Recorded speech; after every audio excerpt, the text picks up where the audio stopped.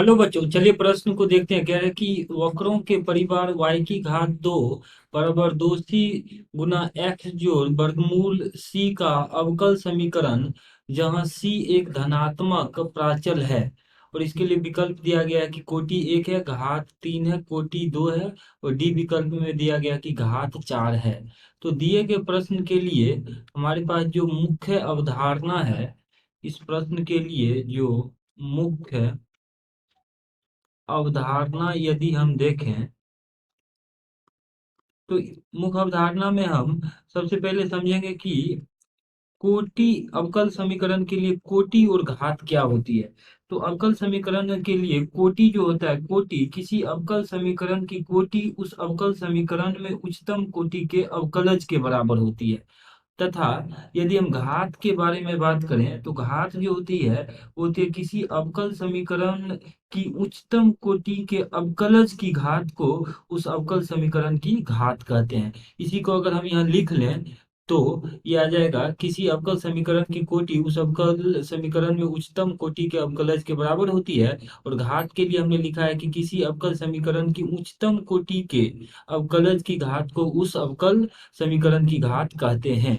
अब इस प्रश्न में जो हमारे पास समीकरण दिया गया है, इस समीकरण को सबसे पहले अगर हम हल करें इस प्रकार से, y की घात 2 बराबर है 2c एक्स जोड़, और ये लिखा हुआ है 2c गुना वर्गमूल c, इस प्रकार से। अगर हम दिए गए प्रश्न को x के सापेक्ष अवकलन करें तो y की घात 2 का अवकलन हो जाएगा 2y, और फिर पुनः हम y के लिए लिखेंगे dy बटा डी एक्स, और ये बराबर हो जाएगा 2c गुना एक्स के लिए एक्स का अवकल एक्स के सापेक्ष 1 होगा, और ये वाला पद जो है ये शून्य हो जाएगा। तो इस प्रकार से हमने यहाँ पर देखा कि दिए गए समीकरण के लिए इसको हल करने से ये आ रहा है 2y गुना डी।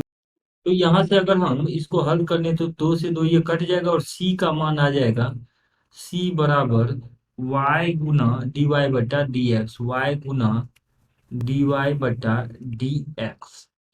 तो अब ये हमारे पास इस प्रकार से आ गया, c बराबर वाई गुना डी वाई बटा डी एक्स।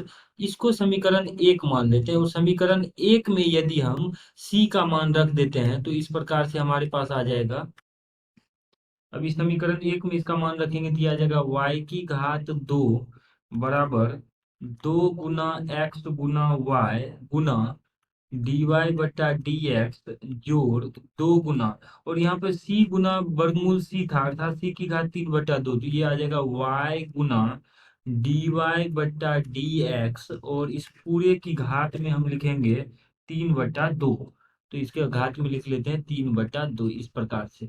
अब इसको अगर हम और व्यवस्थित करके लिखें तो ये आ जाएगा y की घात 2 माइनस 2 गुना एक्स गुना वाई गुना डी वाई बटा डी एक्स बराबर 2 गुना y गुना डी वाई बटा डी एक्स, और इस पूरे के घात में लिखेंगे 3/2। अब देखिए यहाँ से डी वाई बटा डी एक्स वाला जो पद है वो बहुपद में होना चाहिए, तभी हमारा घात परिभाषित होता है। तो इसके लिए बहुपद में लाने के लिए हम दोनों ही तरफ वर्ग कर देते हैं। तो दोनों तरफ वर्ग जब करेंगे तो ये आ जाएगा y की घात 2 माइनस 2 गुना एक्स गुना वाई गुना डी वाई बटा डी एक्स, और इस पूरे के घात में आ जाएगा यहाँ पे 2, और इस तरफ बन जाएगा 2 गुना वाई गुना डी वाई बटा डी एक्स, और इसके घात में आ जाएगा 3। तो इस प्रकार से हमने ये समीकरण बना लिया। अब इसके लिए परिभाषा के अनुसार अगर हम कोटि देखें तो इसका जो उच्चतम कोटि है वो 1 है, तो कोटि 1 हो जाएगा। और उच्चतम कोटि के अधिकतम घात का मान हमारा घात होता है।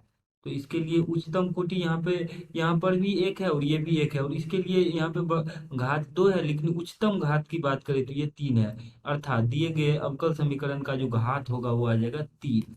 तो दिए गए वक्र के परिवार के जो अवकल समीकरण है उसका कोटि 1 है तथा घात 3 है।